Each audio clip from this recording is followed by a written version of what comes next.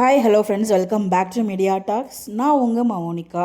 Praveen sir, நீங்கள் பண்ணுறது உங்களுக்கே நியாயமாக இருக்கா, இல்லை இது இவர் மேலே தப்பா, இல்லை இதுக்கு பின்னால் யாராவது இருக்காங்களா அப்படின்னு சொல்லிட்டு எனக்கு நிறைய கேள்விகள் இருக்குங்க. பட் இதுக்கெல்லாம் யார்கிட்ட போயிட்டு விடை கேட்கணுன்னு தான் எனக்கு தெரியல. பிகாஸ் பிரவீன் சார் வந்து பார்த்திங்கன்னா டேரக்ட் பண்ணல மகாநதி அப்படின்னு சொல்லிட்டு நம்ம எல்லாருக்குமே தெரியும். பட் ஆனால் இப்போ வரைக்கும் டேரக்டர் நேமில் அவர் தான் இருக்கார்.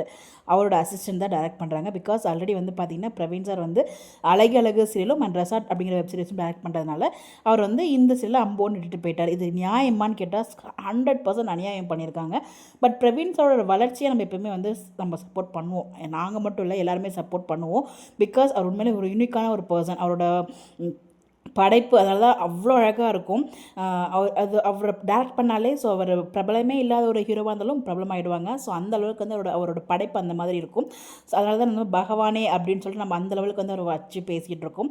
ஸோ வீக்காகவே நம்மளுக்கு அந்த அளவுக்கு வந்து கொடுத்துருக்காரு. நம்ம இந்த அளவுக்கு நம்ம ரசிக்கிறோம். வீக்காக ஒவ்வொரு இன்ச் பை இன்ச்சாக நம்ம லைஃப்பில் பாட்டாக நினைக்கிறோன்னா அதுக்கு முக்கியமான காரணம் வந்து பிரவீன் சார் தான். அதில் எந்த ஒரு மாற்று கருத்துமே இல்லை. நம்மளுக்கு அவ்வளோ அழகான ஒரு படைப்பை கொடுத்துட்டு இப்போ பாதியிலே இப்படி போயிட்டாருன்னு நினைக்கும் போது ரொம்ப வருத்தமாக இருக்குது. இதுக்கு காரணம் இவர் தானா? பட் அந்த மாதிரி பர்சன் இவர் கிடையாது. ஏன்னா அவர் கூட இப்போ வரைக்கும் ஒர்க் பண்ண எல்லாருமே அவர் கூட அவ்வளோ ஜெல்லாக நம்ம நிறைய அப்டேட்ஸ் பார்த்துட்ருக்கோம். இந்த சீரியலை விட்டு போனதுக்கு ஆக்சுவலாக அவர் போயிருக்காரு.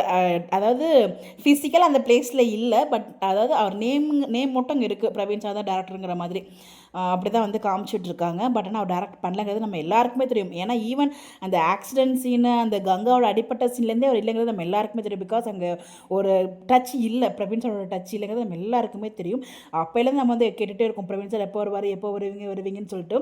அது மட்டும் இல்லை, பிரவீன் சார் வந்து பார்த்திங்கன்னா மகாநதி எத்தனையோ டைம் வந்து பார்த்திங்கன்னா ட்ரெண்டிங் நம்பரில் இருக்கும்போதெல்லாம் வந்து அவர் போடவே இல்லை. ஹாட்ஸ்டாரில் இப்போ ரீசெண்டாக லான்ச் ஆன வெப் சீரிஸ், அதாவது ரெசார்ட் வெப் சீரிஸ் வந்து ட்ரெண்டிங் நம்பரில் இருக்கும்போது அதை வந்து அவரோட ஸ்டோரியில் போட்டிருக்காரு. அப்போ நமக்கு எவ்வளோ ஹர்ட் ஆகும் அப்படின்ட்டு கொஞ்சம் கூட அவர் யோசிக்கவே இல்லை. அதெல்லாம் பார்க்கும்போது எனக்கு ரொம்பவே கஷ்டமாக இருந்துச்சு. ஸோ ஓகே, நீங்கள் உங்களோட வளர்ச்சி, உங்களோட சக்ஸஸ் எல்லாமே எங்களுக்கு ஹாப்பி தான். நீங்கள் ஹாப்பியாக தான், நாங்களும் ஹாப்பி தான். பட் எங்கள் நிலமை பிரவீன் சார்னா ஒரு இடத்துல நாங்கள் எல்லாருமே வச்சு பார்த்தோம். பட் இப்போயுமே நான் அந்த லெவலில் தான் வச்சுருக்கேன். பிகாஸ் அவரோட படைப்பு ரொம்பவே நல்லாயிருக்கும். அவர் எந்த இடத்துக்கு போனாலுமே அந்த படைப்பு யூனிக்காக இருக்கும். அதில் எந்த ஒரு மாற்று கருத்துமே இல்லை.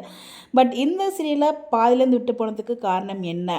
இதுக்கு பின்னாடி ஏதாச்சும் ரீசன் இருக்காங்களா? இல்லை ப்ரொடக்ஷன் ஹவுஸ்லேருந்து கண்டிப்பாக மூவ் ஆன் ஆகியே ஆகணும், இல்லை சேனல்ஸ்லேருந்து நீங்கள் இதுலேருந்து போகணுங்கிற மாதிரி ஏதாச்சும் ஒரு ப்ரெஷர் கொடுத்தாங்களா? பிகாஸ் அவங்களாம் சொல்லிட்டாங்க வழி கிடையாது இல்லையா, இவர் பண்ணி தான் ஆகணும். ஸோ அந்த மாதிரி எதுவும் இருக்கான்னு நமக்கு தெரியல. நம்மளுக்கு உள்ளுக்குள்ளே என்ன பாலிடிக்ஸ் நடக்குது நம்ம யாருக்குமே எதுவுமே தெரியாது. பட் இதுக்கு ரீசன் யாராச்சும் தெரிஞ்சால் கண்டிப்பாக சொல்லுங்கள். பட் எனக்கு தெரிஞ்சு இதுக்கு பின்னாடி ஏதோ ஒரு விஷயம் நடக்குது மட்டும் ரொம்ப கிளியராக தெரியுது.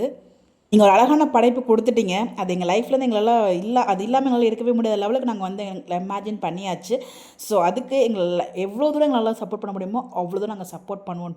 முடிஞ்ச அளவுக்கு நாங்கள் சப்போர்ட் பண்ணுவோம். டு த கோர் நாங்கள் சப்போர்ட் பண்ணுவோம். எங்களோட சப்போர்ட் எப்பவுமே வீக்காக இருந்துகிட்டு இருக்கும். Small request Praveen sir, if you have any chance to come Mahanadi, please come back sir. இது மட்டும் தான் எங்களுக்கு கொடுக்க முடியும்.